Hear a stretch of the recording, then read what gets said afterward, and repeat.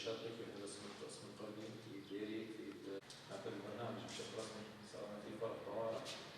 الفرق هذه بس لازم تكون مستعد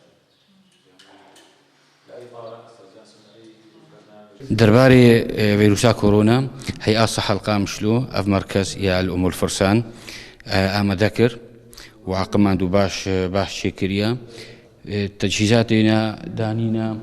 سيودا معقم ما شكرنا وحفتخ مدانينا بحمو تجهيزاتها صيدلي الجمة هيا دمو مردود تختور الجمة هنا دائما الجمانة ودكتوري أخصائي صدري يجي بمالنا متواصل سربي 4 ساعات تحت طلب وقوتي